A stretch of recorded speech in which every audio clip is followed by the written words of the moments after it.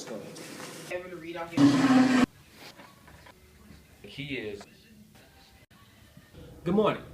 If you didn't already know, I'm Midshipman 4th Class Altman. And I'm Midshipman 4th Class Shaw. And this is the first of many bi-monthly videos we'll be bringing to you where we discuss current events that might interest someone who will be part of the United States military in the near future. First, a little less than a week ago, President Obama came out and formally requested authorization from Congress to use military force against ISIS. To sum it up, ISIS has committed crimes against humanity that include the use of chlorine gas, targeted killings, public executions, abductions, trafficking, slavery, sexual abuse, and a push to gain a firm grip on Iraq's northern and eastern provinces.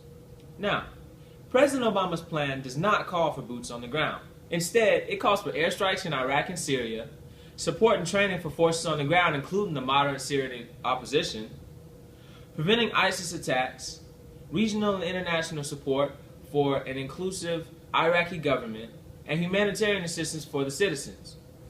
Some of you may be asking the same question I did. Why is Obama asking permission to attack someone he's been bombing for months? Here's the deal. Obama has been attacking ISIS using the authorization from the AUMF that former President Bush put into place after the 9/11 attacks. While the exact answer is unknown as to why Obama is calling for a new authorization, we have gathered a few popular theories that have been floating around. The first is that the AUMF passed when President Bush was in office is open-ended, which may explain the incredibly long length of the last war we were in. In the new plan, President Obama wants there to be a 3-year cap. Another is that Obama is simply asking permission in order to get Americans all on one page with the White House and Congress.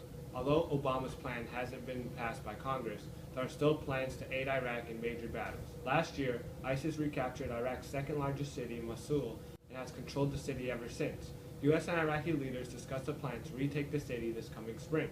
They plan to conduct an offensive attack on the city with a myriad of airstrikes and with over 20,000 Iraqi soldiers fighting to ensure a victory.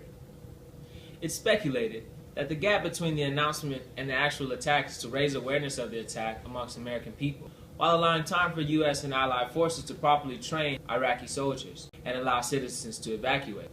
In any case, we're a little low on time, so let's talk about the unit's recent news. The Marine Platoon had a great time completing its annual community service at Camp Westminster last weekend. Also, the Georgia Tech NROTC basketball team intramurals finished last week. Didn't win a single game, but they had a great time. Good job, guys. On a final note, shout out to Midshipman Glasgow for an amazing Naval Ball Friday night. In the words of Midshipman Olsen, it's one you brag to incoming midshipmen about missing. That's all we have for this week's unit news. Feel free to send myself and Midshipman Shaw interesting news you come across between now and the next video. And as always, the videos we posted on the unit Facebook page, Instagram, and our new YouTube channel. See you guys later.